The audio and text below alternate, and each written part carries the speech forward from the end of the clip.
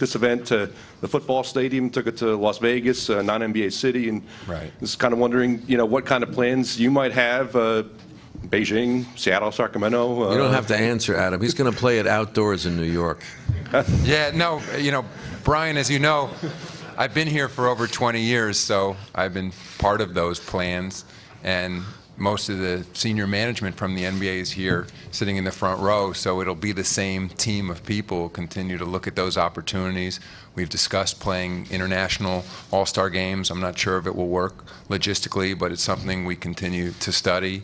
We've looked at other neutral cities. We've looked at refreshing All-Star Saturday night and other innovative events for the weekend. And I think we'll continue to do that the same way we have under David's leadership. Anything, David, you would advise, as far as what can make this event even better than it's kind of grown under you? I have no advice to give. I'm going to sit back and enjoy it. And at the same time, I've promised at the Africa reception I'll be visiting Africa, and I've promised tonight at the China reception I'll be visiting China. And Adam is going to be encouraging me to visit all of those places. Third row in the middle. Good evening, Commissioner. Good evening, Mr. Silva. My name is Jonathan Rego from NBA India. My question is to both of you, and it's a two-part question. One, NBA has been in India for the past 4 years now. One is, what are your expectations from the market? And two, is the NBA open to setting up an academy like the one it did in China?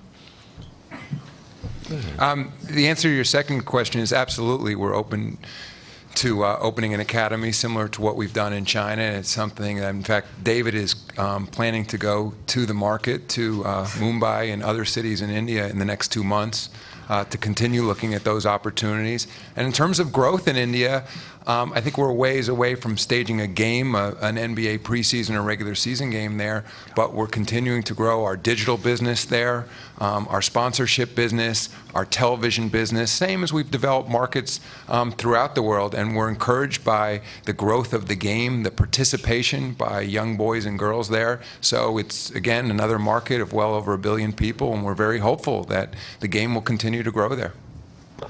Fourth row on the right, Nick.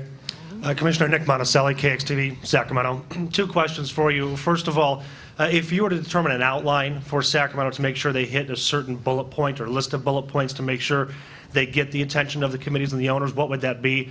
And secondly, do you see any scenario where both cities are happy here? I don't see any scenario where both cities are happy.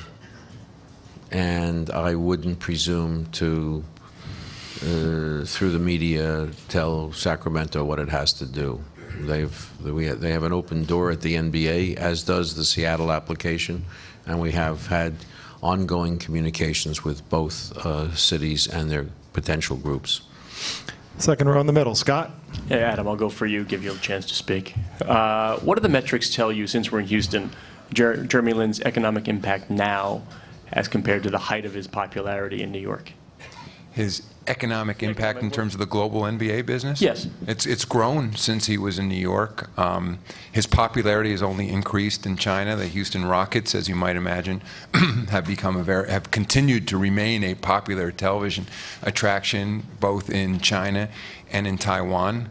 I think he's demonstrated that he was not a flash in the pan, that he's a highly successful NBA guard who's continuing to grow in his development, and I think he's continued to grow as a person. He's engaged in lots of different marketing activities in the off season, but most importantly, people are seeing that he has real growth potential as a player.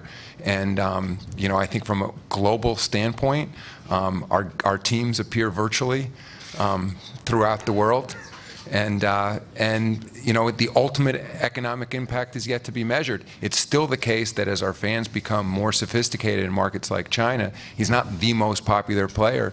The most popular players are largely the most popular players in the rest of the world, the ones who lead their teams, the ones who win championships. So Jeremy has a ways to go from that standpoint, but it's fun to watch his growth as a person and as a player. We get daily reports of the China media, and for those of you in the American and non-China media generally, The discussions are all the same about last night's games, about possible trades, about the cap, about revenue sharing.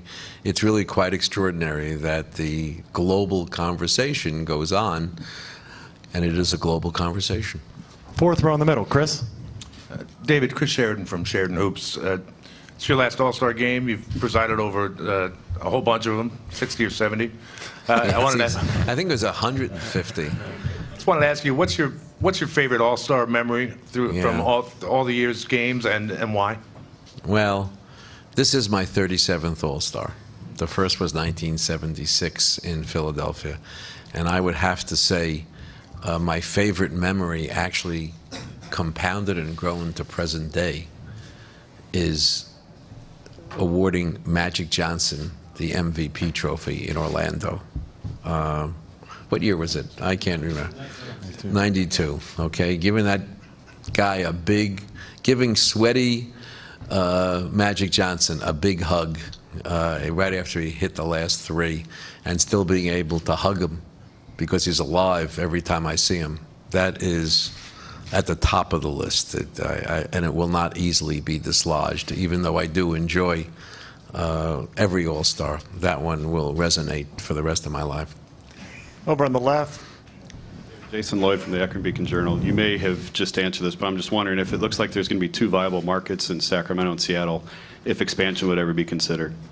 You know, I'm going to leave 3 envelopes for the next commissioner and let him decide how that gets answered. Secondly, real quick, Dan Gilbert's mentioned in recent months the possibility of trying to bring the All-Star game back to Cleveland. I'm just wondering if that's been considered in your office. We don't consider things in a vacuum. We announced that bids are open for future All-Star games. Do we have anything in-house from Cleveland?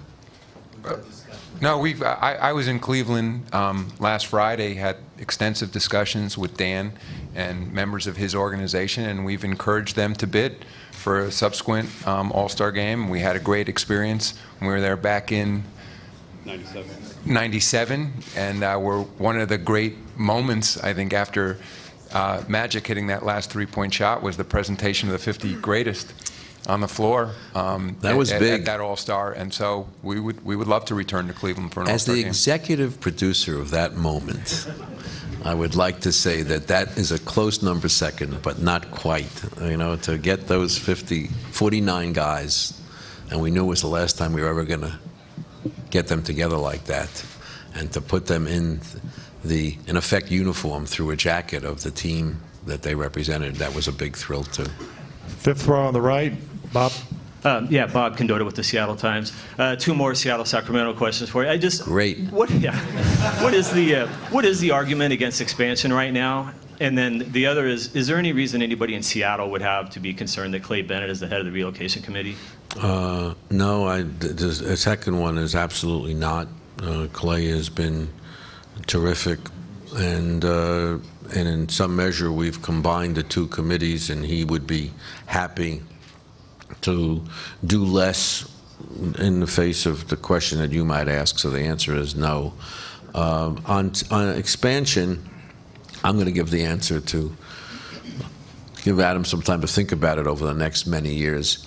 There is a large group of owners who believe that expansion as an economic matter is a neutral thing. The way at least we've done it to date, you get a lot of money in, and in return for that, you cut the new team in for a large and growing source of revenue from national TV, national licensing, on all things international and digital.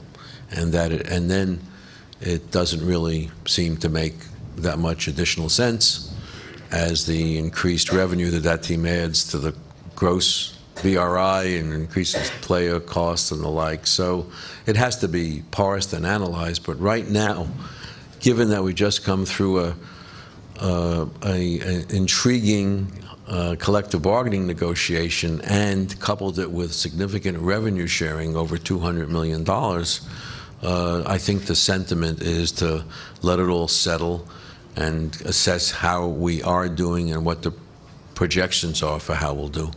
Just to add to this competitive issue too, and that is whether there are 15 more of the world's greatest players available without diluting the league. And while the pool of players on a global basis continues to build, we think we're at the right point now in terms of numbers of teams and numbers of players. There are only so many of the world's greatest players, that can perform at the highest level.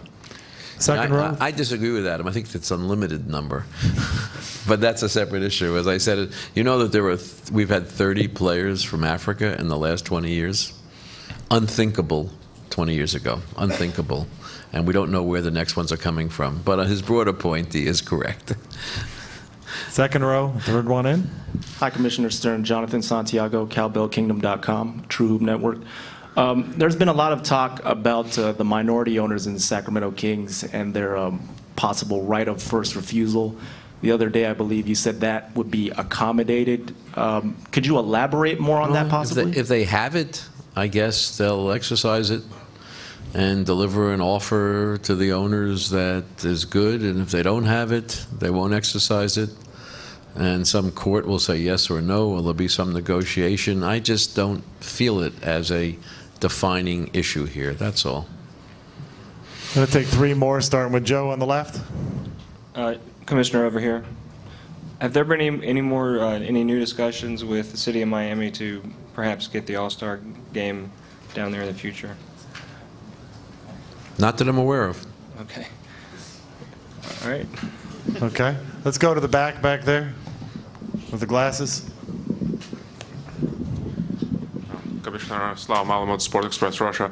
Last year, another successful participation of NBA players at the Olympics, but there was grumbling again from some circles that maybe should not be the case anymore. Maybe the Olympics should go back to college players from the United States. Is there any movement in that direction that you know of, and maybe Mr. Silver going to the future? I mean, is there anything that you would be willing to consider? Well, I would just say that it seems to us that the current situation will be continued.